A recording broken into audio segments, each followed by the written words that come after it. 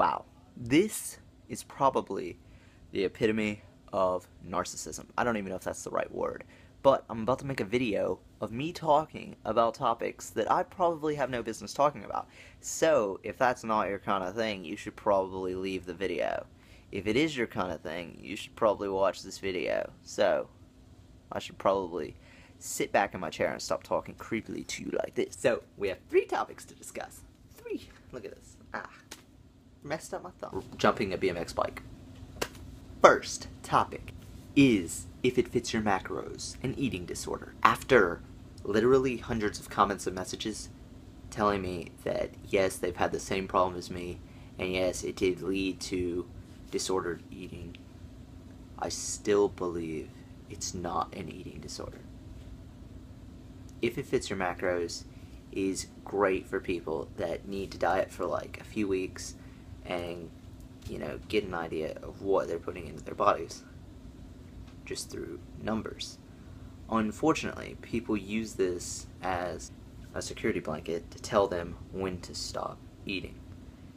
And regardless of their hunger, they reach their numbers and they say, alright, I'm going to sleep. They lose that connection with their body that tells them, hey, we're nourished, we're satiated, you can stop eating. So, when we take that number away, we eat insane amounts of food, and that is probably because we kind of need it.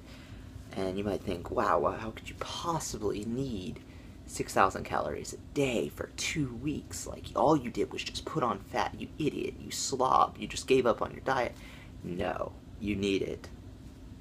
And not just for your body, even if your body is healthy, your mind needs to figure out that it can have food again, that it's not just being fed 1,850 calories, 50 grams of fat, 150 grams of carbs, and 200 grams of protein every day.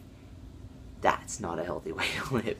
So, if it fits your macros, can lead to disordered eating after a prolonged period, but it is not an eating disorder in and of itself. Also, don't go in over 1,000 calorie deficit. Topic 2, do I regret getting shredded? Absolutely not.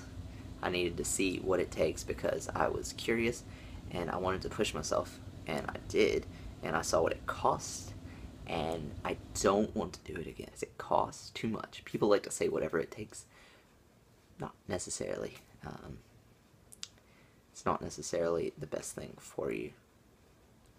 Sometimes the cost of a goal ruins the whole purpose of reaching your goals. So be conscious of what goals you're setting and what those goals are going to cost. Reaching your goals is not the ultimate achievement. Topic 3. What is my current plan for dieting? Ooh, let's go. Okay. So, when I started Atkins over a year ago, last July, it was July 3rd, I actually started paleo for like 2 days, and I was like, wait, I want cheese. I don't care about eating fruits, so I switched over to Atkins, and I stopped praying before meals. I was not thankful for my food. I was resentful that I was having to eat this food because I used to pray before meals. I'd pray, God, please give me, nourishment. Please nourish my body through this food that you've so graciously given me. Like, that's kind of the idea of the prayers. Wasn't always the same, but that was the idea. Thank you for this food. I love food. Well, I got overweight, so I said, you know what? God obviously doesn't care about what I eat, and he obviously doesn't know how to nourish me correctly, so I'm going to take that into my own hands.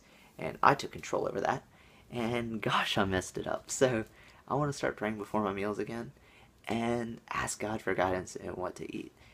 And I guess it's kind of like intuitive eating, but it's intuitive eating through God's strength. So I'm going to pray for self-control in whatever it is. Like, do I need to eat more? Do I need to eat less? Whatever it is, please guide me in what I eat. I don't expect him to talk audibly. I just want to make the right decisions. So I'm going to pray, and it's kind of like intuitive eating. Hopefully it will strengthen my relationship with food, but most importantly, with God. And that is my goal. Because sometimes eating junk food is the solution. I still believe that. When my mom makes food that she worked hard on, and I say, no, I'm not going to eat that, that tells her that I don't trust her to give me something good for me. Like that's so insulting. That tells her, I don't think that you've created something that will make me better. Even though you love me, I think that you are incapable of giving me what I need. And that hurt her. That hurt her a lot. So, be mindful of more than just calories.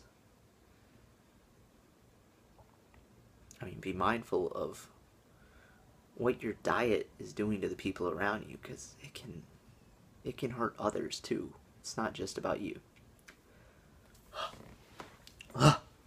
Okay, topic 4. Am I still counting calories? I've gotten so many questions about this. They're like, dude, I can't stop counting calories.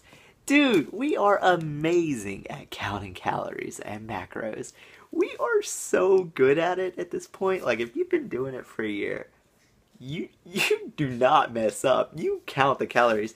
That's like trying to look at a book and not read the words on the page. Like, we cannot do it. Like, we look at something, we go 345 calories. Like, we just know, dude. We are so good at counting, and we can't help but take a tally. But you know what? Just because you know the number's increasing and you know the number of calories you've eaten in that day doesn't mean that you have to listen to that number. That number does not define the successfulness of your day. If your body's begging you for food, you should feed it, even if that slows your progress in your cut or whatever. You should not starve yourself. You should not go to bed hungry. It's not worth it. Unless you're like contest prep and it's your job. But the vast majority of us are not contest prep. Shout out to Blairy. She is.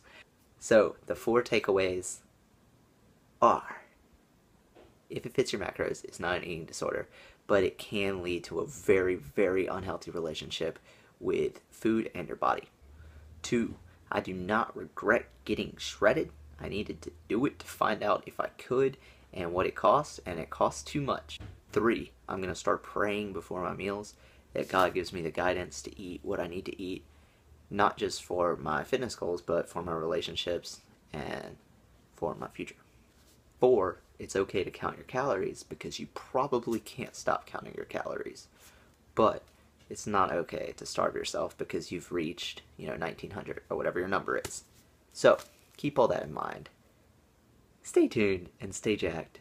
Most of all, stay my friend. Yeah, this is how I roll. White no lenses, big afro. I rock little freak, so animal. And when I drop that beat, make the crowd go, oh! And I love to dance. This be the beat that'll shake your pants. Shake your pants, yeah, take a chance. And if you can't move feet,